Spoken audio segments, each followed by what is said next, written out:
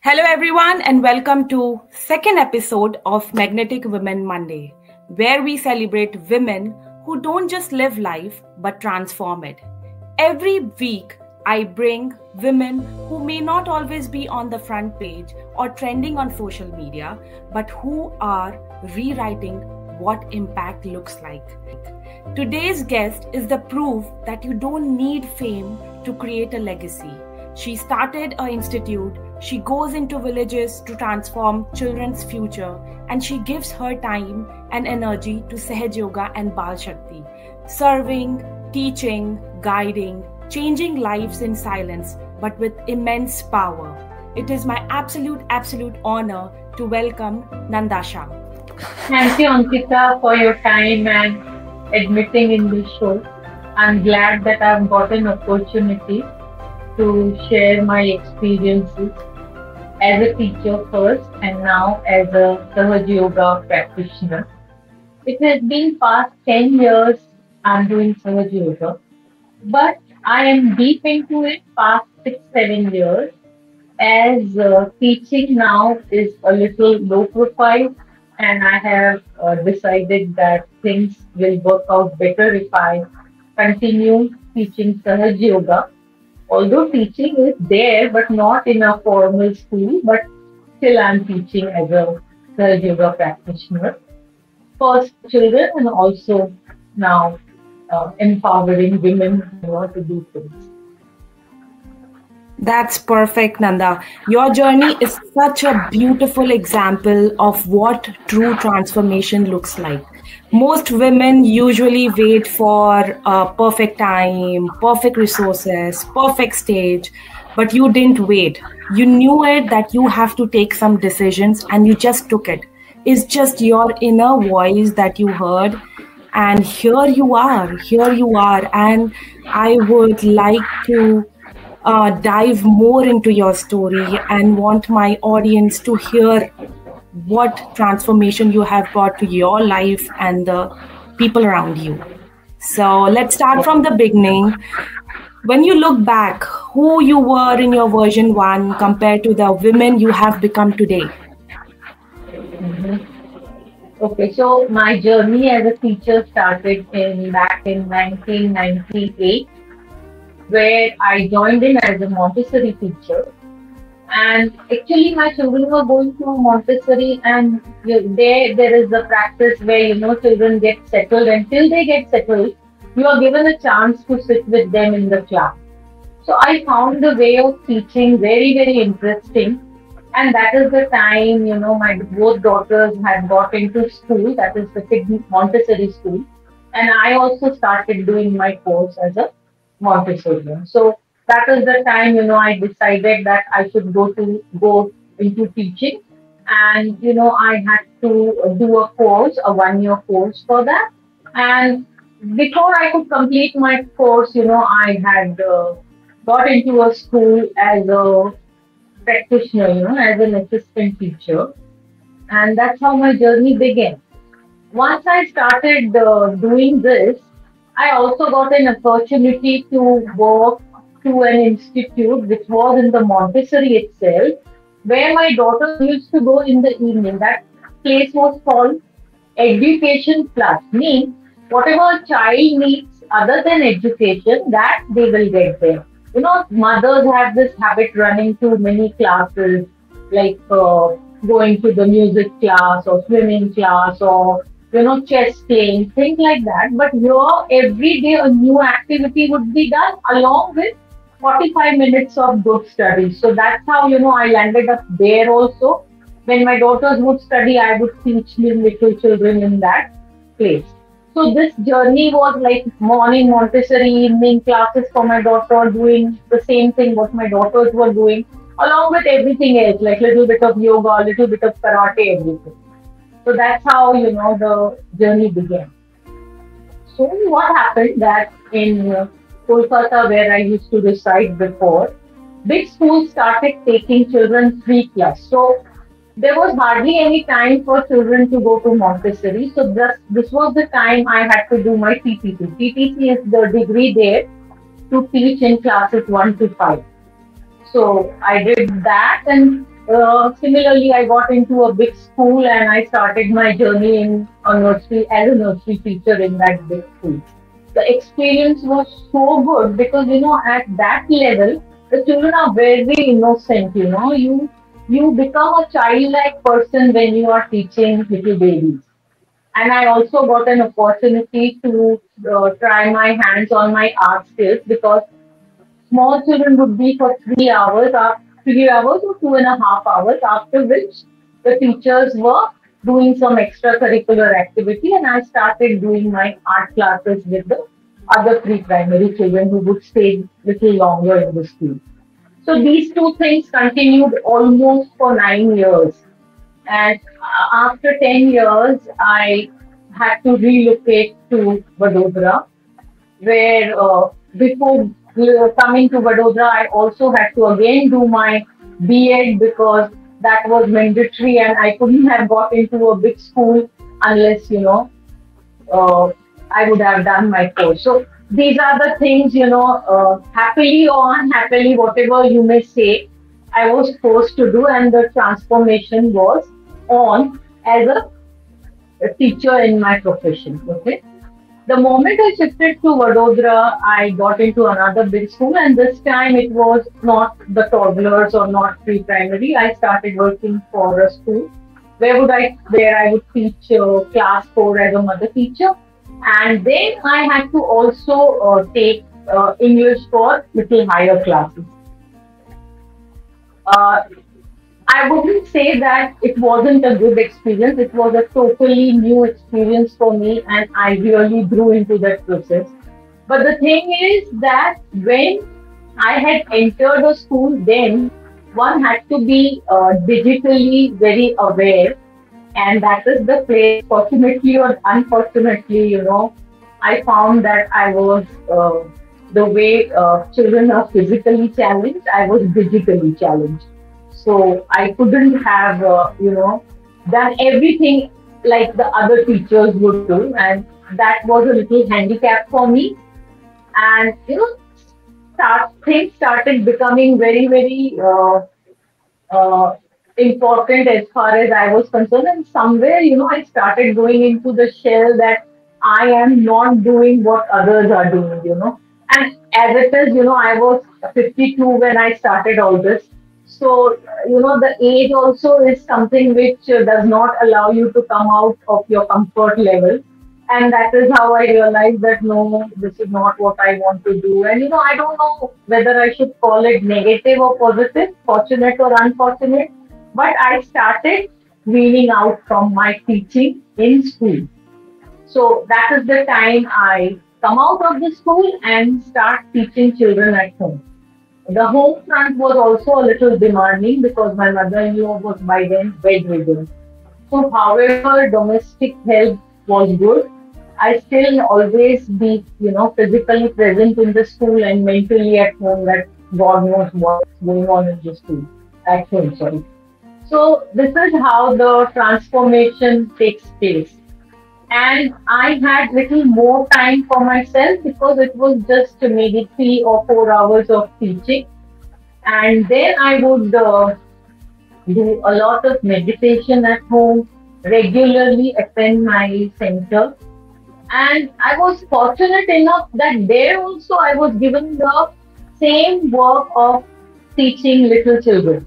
So that is how, the process was continuous and ongoing. And here we call it Bal Shakti, and that is how I started teaching children to help them to grow spiritually. Okay, so how being a Sahaj Yoga practitioner, a child can grow very simple things, like to say Ganesh Aarti or Ganesh Vandana or Ganesh Athirvashe, or how to use their chakra to be better in studies.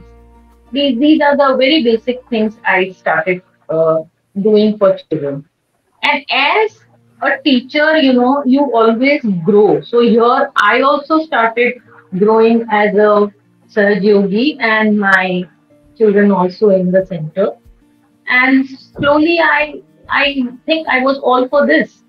And when you are happy doing something, you don't regret what you have not done or what you were doing and now you are not doing. So that's how I come into this transformation. So from a professional nursery teacher or primary teacher, I become a spiritual teacher at my meditation center. This is the transformation I went through, and I'm very glad that it happened because in any case, 5 years later, I would have resigned. So now, much before I actually resigned, I'm fully into it. So I'm very happy that I'm doing what I'm doing now. Wow. So this is such a good transformation that you were something, you were actually recognized in your career, but still that, that satisfaction wasn't there. You knew that some or the other places you're still lacking, you're still struggling, but you didn't give up. It was a blessing in disguise for me because before I had to retire from a professional career, I had already joined something which I wanted to do in life. Because once you are out of the limelight, it is a little depressing stage for you because for few years you just want to introspect and realize that what you want to do now. But it was not like that for me. Much before I retired from my school life, I had this on cards. So I'm very glad that things have worked the way they worked out for me. That's perfect. That's actually a very good decision that you have taken for yourself. Like, I can say that you stood up for yourself. That, okay, now I want to change. So we can say that this was the moment when you got a real clarity that, okay, this or nothing, right? So I do not want that life where I'm struggling, where I'm just going through a lot of things. I want to create something where I am in me, where I'm relaxed. At the same time, I'm doing something, whatever I want to do. And I am there for my family as well. What I can tell you now is, that luxury of sitting in the morning instead of rushing at 7:30, being out of the house, you have a time where you sit in your balcony, sip a cup of tea, read the newspaper, hear to the peacocks, because we stay in a place where still we can see peacocks, lot of greenery. So that little time, that me time I had for myself, even if I want to do a little bit of yoga, listen to music, do anything for myself, which I think I decided at the right time, and just because I took an early retirement, I could have all these luxuries in life. Otherwise, I wouldn't have, like what do you say, a rat race, I would be moving out of the house every morning at 7 o'clock, coming at 4:45, all tired, and, doing things which are of bare necessity, nothing for myself, even if a reading of book is required. That is what, Very true. Very true. And this trend of early retirement is something which is very much inspiring me. It is something which is, creating that fire within me to, just go on, because you cannot work.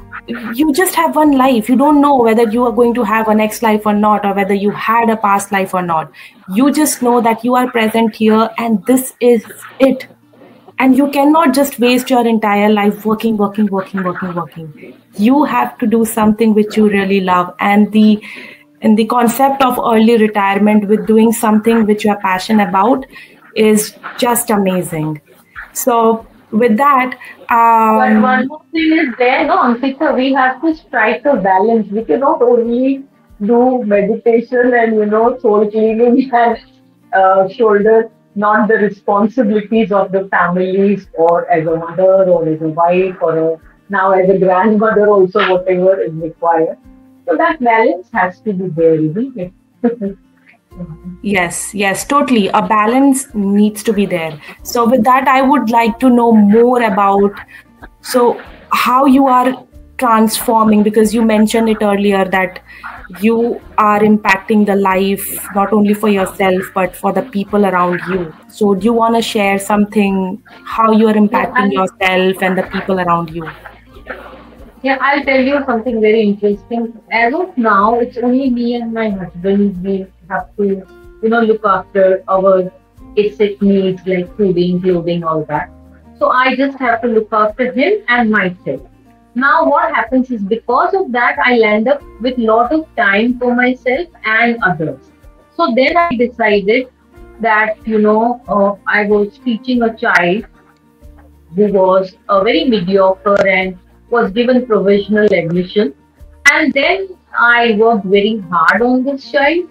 And then this child also did good.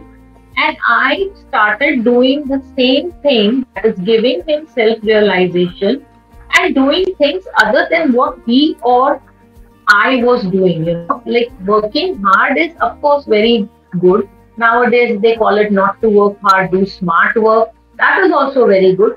But that inner strength has to be realized, and that can only happen when you meditate. Your effort to do things becomes much lesser. Otherwise, like a bull, you keep working, and at the end of the day, you don't achieve anything. So, when you are on the right path, that strength of yours helps you to do wonders. So the child also started doing very good, and in the process, I also started having deeper faith in what I was doing, and I knew that this is what I want to do in life, and I'm deep into it now. So then the parents also realized, and the father used to be the head of the village, so he decided that not very many good teachers are here to teach the children. So he started calling me to his village where I had a class of 15. And I also started giving realization in the school, which was a primary school, pre-primary school, high school, girls and boys school separate. Okay. So that's how I landed up in almost 4 schools where I gave realization. And trust me that ever since I gave realization, there was so much transformation in the schools. There was no digital facilities. Then there were not proper infrastructure. The school building was incomplete. Everything was in a proper direction, and the infrastructure for the children of that village was given. That is how I realized that when these children started meditating and doing what they were advised to do, the village and the school and the children started growing in a beautiful way. So that made me all the more happier, and I started looking forward going to that place. And the roads were so bad when we were going, including the highway, all pits and full of mud and dust and all. So while I was commuting for my own selfish reason, I kept telling my spiritual mother, Sri Mataji, that please do something about these roads. I don't know how people every day commute to work, and since I find it very difficult. The highway was, made almost 30 meters. The village roads were improving. All houses started having solar panels with so much of insight into how things are good when you have solar energy. Schools were better. A new school came up. A new Balwadi came up. So I really feel, and those children also started growing in their own in their own peculiar way. So what I feel is, when you are doing something for your soul, for something for your inner strength, it really helps you. That's what I'm told. Yes, it's very true that when you are selfless, you actually gain more instead of just becoming selfish. So it's very true that for someone it might be just a little bit of transformation, but for you it might be like a lifetime of happiness that you are even sharing it right here. That how that people of that village, and for multiple villages, they transform just because you went there, help the kids with the studies, help the kids with the meditation, and how everything changed not only for them but for their families and for the entire village.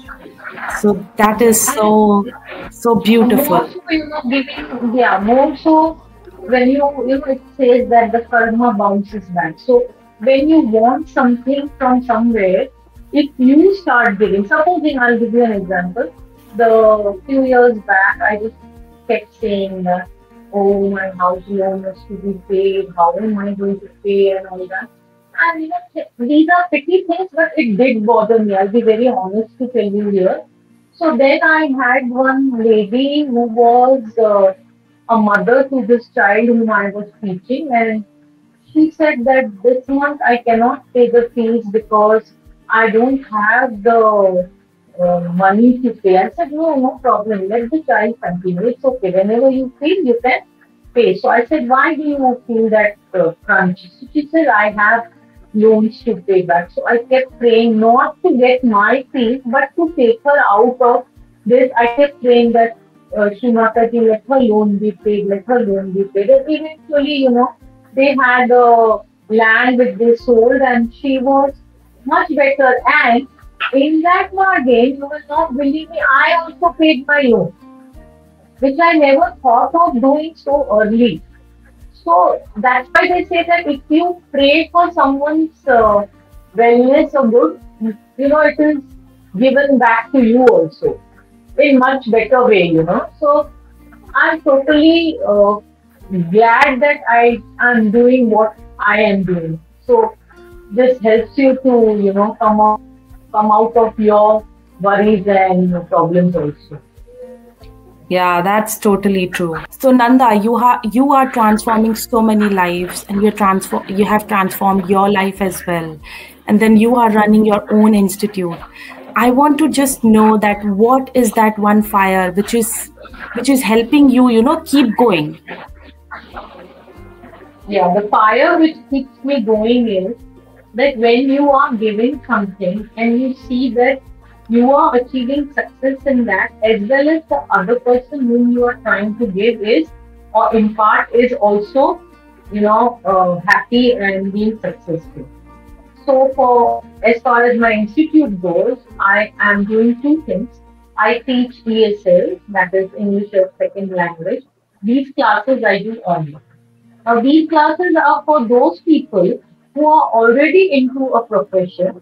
And here back in India, things are like if they are doing a profession and they are not very well versed as far as English is concerned, or even at times, they are working at the corporate and where they are expected to speak English with Canadian accent or speak English with the proper English accent or speak English with the US accent. That is the time, they need to do a course where you have to help them. And I also do a lot of hard work as far as all this goes. So first I study and then I, make a course for them, which is a tailor-made course, maybe for a 3 month or a 6 month. And that is how, right now, like I'm teaching two girls who are aspiring to be teachers. They are back in Pune and they've already got, a job as an assistant teacher. And every day, they tell me that this is the hitch, this is the classroom language we are unable to speak, or these are the instructions we are unable to give. So that's how, I'm helping them. And this girl who's in Pune, she tells me, I see your status once in a while. So are you practicing Sahaj Yoga? So I said, yes, I am. So she said, I'm well aware about Pratishthan Pune, which happens to be a Sahaj Yoga center in Pune. And she says, I have great respect for these people because what they do, I really love it. So that was the time I thought that it's time to strike the hammer. And I told her that why don't you also get into it and I'll give you a self-realization. So I sent her the toll-free number and I believe she has taken the self-realization there. So that's how, how my profession is also helping me to do things which I would have been always wanted to do. Another place is where I teach children physically. This is I do online, and physically I teach take tuitions for children who are like, now I have 4 children going to, class 4, 3, 2, and even one from nursery. So these 4 children, the place where my husband is working, he has a shop.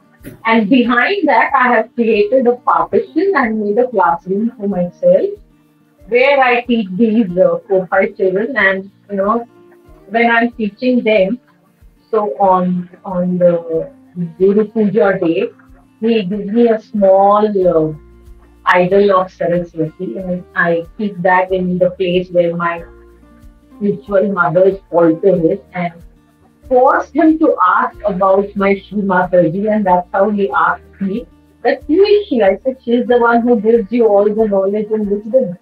She said, is it so? So I said, yes, for Ganpati you have to pray for wisdom, to Saraswati for knowledge. I don't do all that. I pray only to her and I get the wisdom also and knowledge. So he said, is that so? I said, yes. And that's how I end up doing, Aarti every day with these children at the place where I'm doing my classes. And all of us together, after the end of the class, we do Aarti and they are also happy and they have that faith in themselves that whatever we'll do, we succeed in. So that, boosts up their morale, and my also effort becomes less because Shri Mataji is there to push them always. So that's how the 2 things which I'm doing other than my spiritual growth, that happens to be these online classes and my physical classes where I'm teaching small children whatever they need, as far as the school goes. Along with that, whenever I have the opportunity, I keep giving in these small anecdotes about my spiritual growth and my spiritual journey. Wow, that's beautiful. Do you want to give any message to our audience, our women audience, just to motivate them that how they can also transform their life?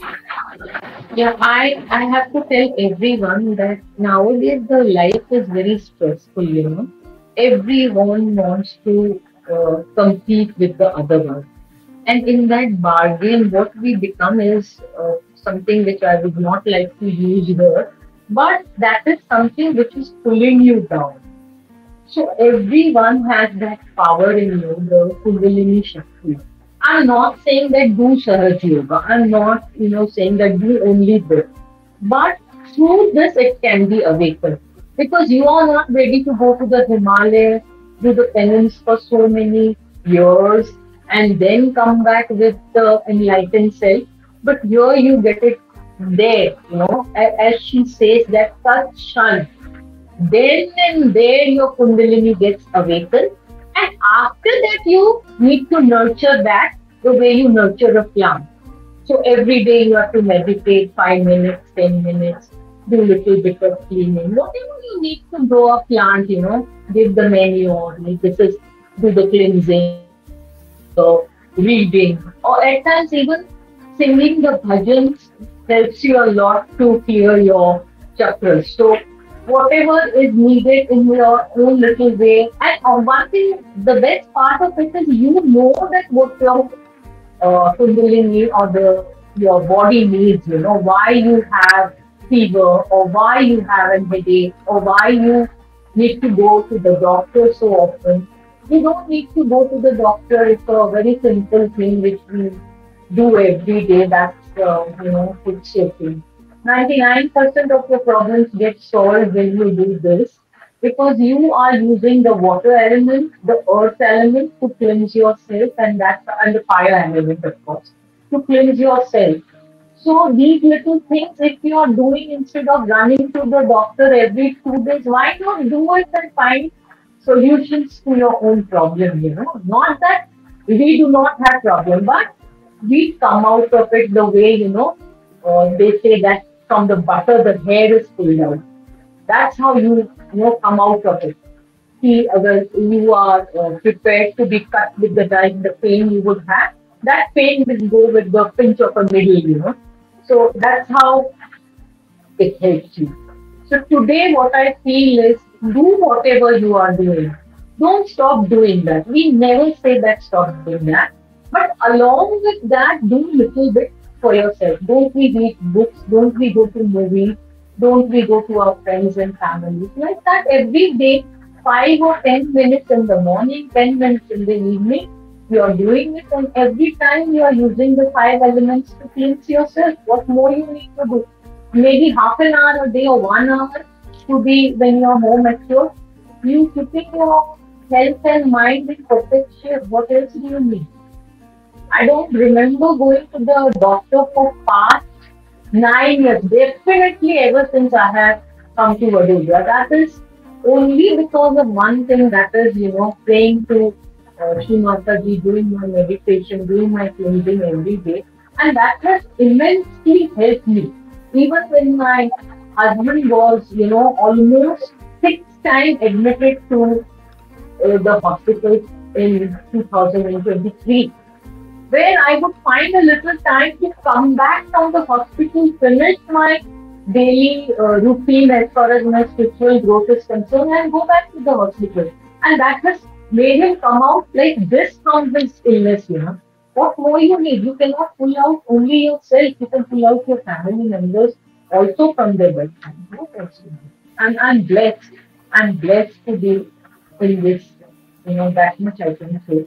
And advise all of them to be into some way, find some ways to cleanse your soul.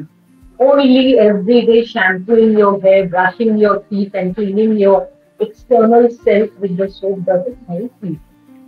There has to be introspection. There has to be. If there is a problem with the heart, don't we go to the heart specialist, the cardiologist? Similarly, if you have a problem with your chakra, you have to just cleanse that. And before cleansing it, you have to know that what do I need to cleanse. Unless you know what you need to clean, how will you clean yourself? Right? Till that cardiologist takes out your, what do you call that, your report. So, that's what. You become your own master here. Right. Wow.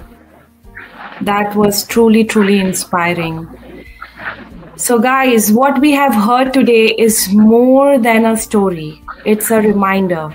Impact does not require a spotlight. It doesn't require a million followers, a brand, or a stage. It requires heart. It requires courage, and it requires decision to act, even when no one is watching. Nanda, thank you for showing us that magnetism is not built in the noise of the world, but in the lives we touch quietly, powerfully, and consistently.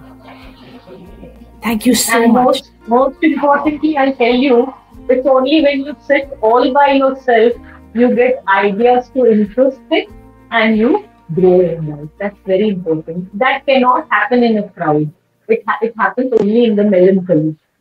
So you have to have that me time for yourself. Yes.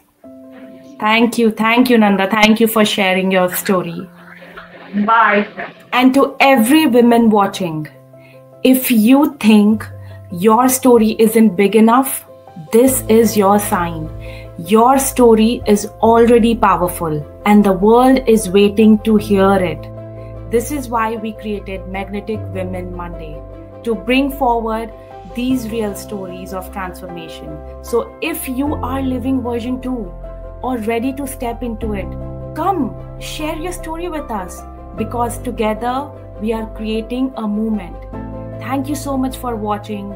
Stay bold, stay magnetic, and remember, your story can transform the world.